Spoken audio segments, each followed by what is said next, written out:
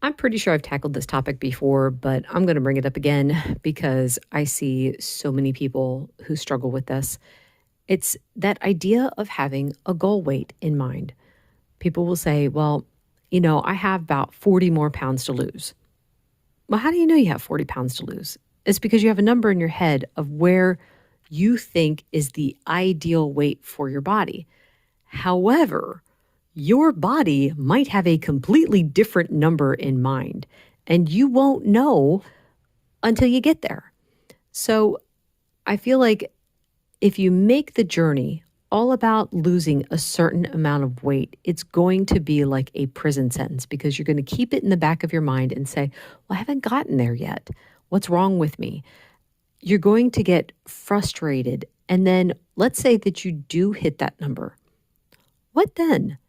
Do you continue to stick with this way of eating, or do you say, oh man, now I can lighten up some, I can be less restrictive because I finally met my goal?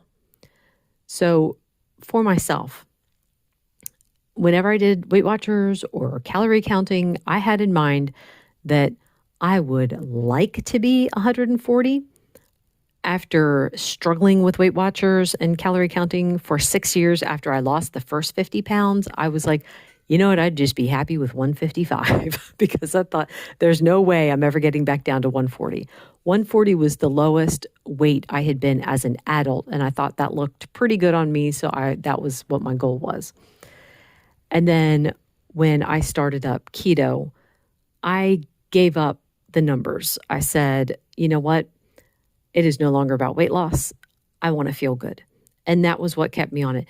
Now, I had an idea in the back of my mind that I would probably get down to at first I was like, oh, I could see getting down to like 150. And then, that's just where my body's going to stop. But then I went past 150. I got down to 140 and I'm like, wow, okay, here I am at 140. My body's surely going to stop. This is the weight that I was thinking about. And then I just kept going. I got down to 125 pounds and I was like, wow, okay. So now like I said, I didn't have a goal weight. I still don't. It's like, I tend to think it's like 125 is the sweet spot for me. That's where my body's pretty happy, but I'm not like, I'm not in weight loss mode. I haven't been.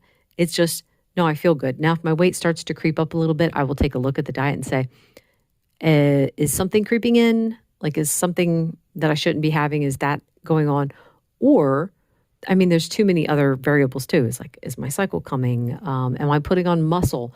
So I don't try not to obsess about it, but I don't want it to be a continued upward trend. So it's like last year, I got up to like 133 and I did have some carb creep. So it was like I was just letting certain things come back in. And that wasn't a good idea. So once I started cutting those back down, I got back down to 125 and just hovered around there.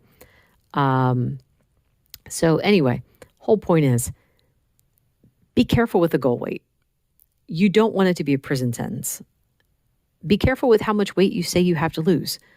Just know that you have weight to lose and then let your body find its equilibrium. And I always go back to, it's like you might need to lose weight, but don't make it about the weight loss. Let the weight loss be the nice side benefit and health be the main goal. Anyway, that is all for today. Thank you so much for listening. Bye-bye.